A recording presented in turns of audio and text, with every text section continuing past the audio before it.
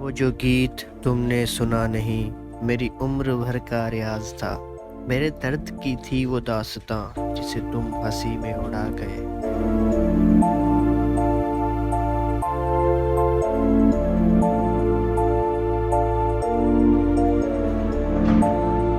रात को तकरीबन 5 बजे रिहर्सल से फ्री हुआ कोरंगी से माड़ीपुर, और सफ़र में भी टाइम लगा। फिर दोबारा नींद की और अभी दोबारा 11 बजे उन्होंने बुलाया था, लेकिन मुझे सैलून भी जाना था, तो सैलून से मैं फ्री होके आया हूँ और बहुत टाइम लग गया। अभी 1 बज रहा है और 11:30 बजे उन्होंने बुलाया था। खैर, अब निकलता हूँ। 2 बज रहे हैं और अभी तक मैं यहाँ क्लिफ्टन की साइड मौजूद हूँ और यहाँ हमारी बाइक भी पंचर हो गई है और मैं अभी बाइक यहाँ पे निकलूँगा। बाकी जो फ्रेंड्स हैं वो पंचर बनवा के दोबारा वहाँ मुझे ज्वाइन करेंगे। जहाँ दिन का आगाज़ ऐसा हो कि सुबह आप सैलून जाएं और सैलून पर कोई शख्स आपका 1 घंटा ज़ाया कर दे, उसके बाद आप बाइक पर निकलें, आपकी बाइक पंक्चर हो जाए, उसके बाद आप बाइकिया बुलाएं लेकिन बाइकिया भी ना आए। स्टिल आधे घंटे से इंतज़ार कर रहा हूँ। मसला ये आ गया कि डेटा पैकेज नहीं है, जिसकी वजह से मैं बाइकिया बुला सकता हूँ, और दूसरा मसला ये कि कॉल पे हमने बुलाया वो अभी तक नहीं आया। आधा घंटा खड़े खड़े हो गया यहाँ।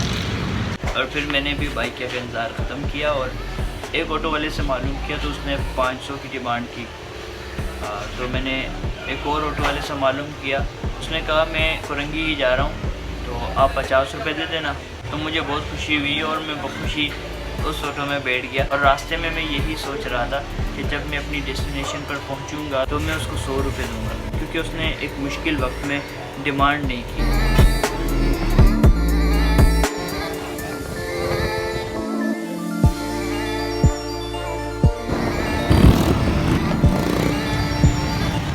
बाइकिया का इंतज़ार किया लेकिन बाइकिया वहाँ नहीं आई, तो उसकी वजह से मुझे एक रिक्शा मिला जिसने मुझे 50 रुपये में कोरंगी का कहा, लेकिन वो मुझे रॉन्ग साइड पे लेके आया। अब मैं दोबारा रिक्शा ढूंढ रहा हूँ और 3 बज चुके हैं यार। फिर मैंने दोबारा एक और ऑटो किया और उसने मुझे 250 का कहा। मैंने उसको कहानी सुनाई कि भाई मैं यहाँ से आ रहा हूँ और मुझे गलत जगह लेके आया है दूसरा ऑटो। उसने कहा चलो आप 200 रुपये दे देना। मैंने कहा ठीक है, लेकिन मैंने कहा आपको जो एड्रेस बताया वो आप समझ चुके हैं? उसने कहा हाँ मैं समझ चुका हूँ। हम पुल चढ़ने वाले थे, बल्कि आधे तो चढ़ गए थे पुल। तो मुझे वहाँ से कॉल आई डे फ्रेश वालों से, तो उन्होंने कहा कि, मैंने कहा यार आप एड्रेस समझा दो, मुझे समझ नहीं आ रहा। तो उसने कहा ठीक है मैं समझाता हूँ। तो फिर मैंने ऑटो वाले को वो कॉल दी, उसने बात की, उसको एड्रेस समझाया। उसने कहा नहीं अच्छा है कॉल आ गई, नहीं तो हम दोबारा कहीं और ही जा रहे थे।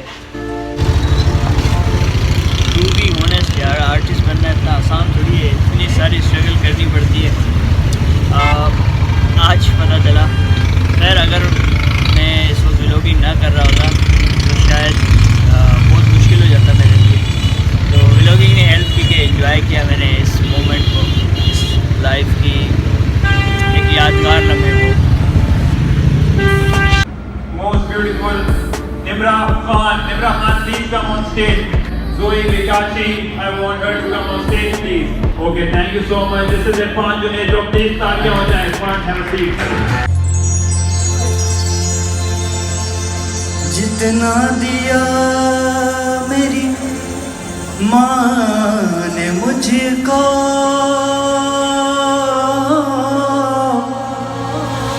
इतनी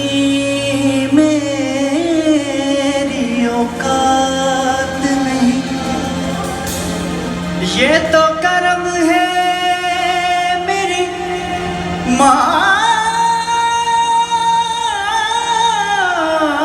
का, वरना मुझ में तो कोई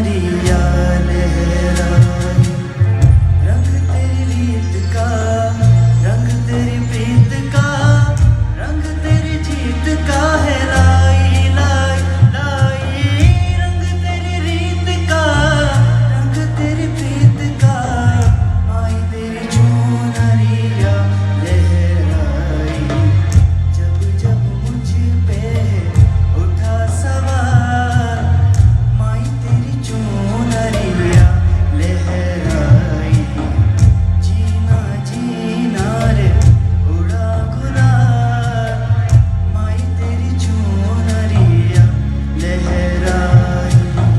बिगनिंग बहुत सॉलिड थी, लाइक दोनों एक दूसरे को देख रहे थे कि वो मैन।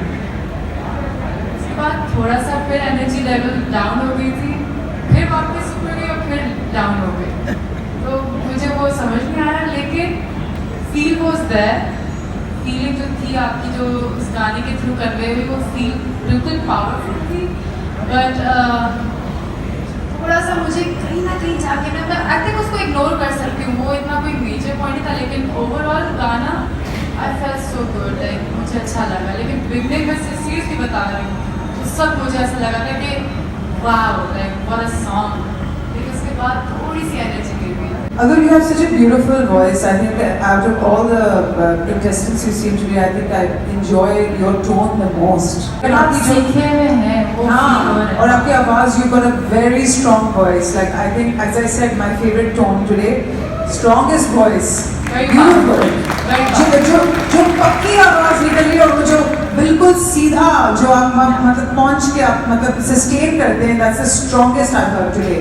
But लेकिन the only thing that she lost in performance was वो थोड़ा बहुत शायद monitoring की वजह से थोड़ा बहुत शायद delays ज़्यादा है या too much reverb, तो ये हो सकता है. So that's the only thing that brought the performance down. Otherwise, good job. I've seen you before and you're a very good singer. Thank you.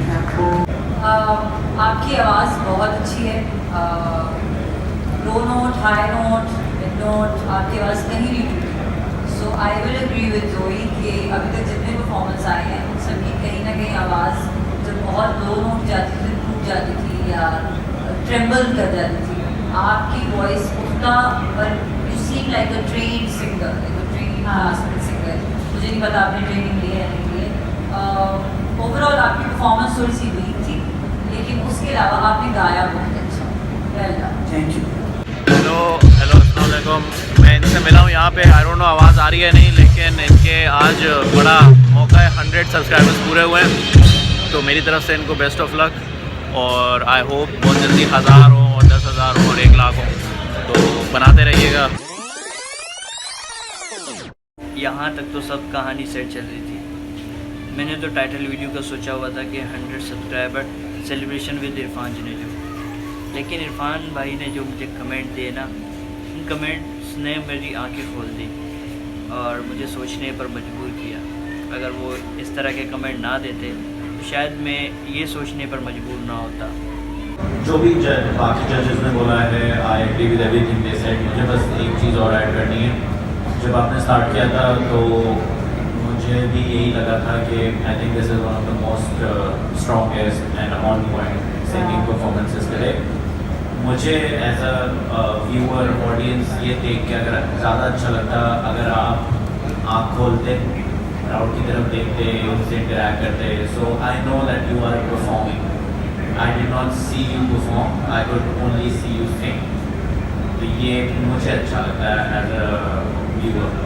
Sir आपकी बात से मैं एग्री करता हूँ, लेकिन इसमें 2 पॉइंट आते हैं कि जब आप फील्ड में जाके गाते हैं ना, तब वो आप खुद फील कर रहे होते हैं। अब मैं कंपटीशन के लिहाज से सॉन्ग को गा रहा था, इसलिए मैंने अपनी आंखें बंद की, बाकी आप बेहतर समझ सकते हैं। नहीं बिल्कुल, जैसा आपको बेहतर लगे। मैं दोबारा बता रहा हूँ, मैं एज अ सिंगर या एज सिंगिंग पे आपको जज नहीं कर सकता। मैं बस एज अ व्यूअर जो मुझे बेहतर लगता है मैं वो बता रहा हूँ। यार इस कमेंट से मुझे नफरत सी होने लगी है। ये पहले एयर ज़िंदगी पर फैसल कुरैशी ने भी मुझे कहा था। पहले इनको ये बात क्लियर करनी चाहिए कि सिंगिंग जस्ट सिंगिंग ही होती है, परफॉर्मर क्या मतलब। हर कोई परफॉर्म तो नहीं कर सकता, हर किसी का अलग जॉनरा होता है। ऐसे बहुत सारी मिसालें हैं, बहुत सारे सिंगर्स हैं। इंडिया की आप देख लें, इंडिया की जो इस तरह के शोज़ होते हैं, उनमें आप एक भी मुझे ऐसी वीडियो दिखा दें जिसमें ये गाना गाया जा रहा हो और सिंगर परफॉर्म कर रहा हो, नहीं मिलेगी आपको मिसाल। तो इरफान ने ये बात करके ना मेरी वो शुरू की जो एक्सपेक्टेशन थी वो बिल्कुल ख़राब हो गई। उसके बाद मैंने सोचा यार अगर मैं इरफान की वजह से व्यूज़ हासिल कर लेता हूँ, सब्सक्राइबर ले लेता हूँ, लेकिन मैं डिपेंडेंट हूँ, मतलब मैं किसी की वजह से आया हूँ, किसी के ज़रिए आया हूँ, मेरी अपनी पहचान नहीं है। तो वहाँ मैंने डिसाइड किया कि नहीं, अब प्लान में चेंज आएगा। खैर मैं इस कंपटीशन को तो नहीं जीत पाया, लेकिन इस कंपटीशन की वजह से मैंने बहुत से सबक हासिल किए। सब पता चला कि कंपटीशन किस तरह होते हैं और क्या होता है उनमें, बहुत देखने को मिला ये चीज़ें। तो हार के ही बंदा ये चीज़ें नोट करता है, वरना जीत के कौन नोट करता है। तो मुलाकात होगी हमारी अगले व्लॉग में।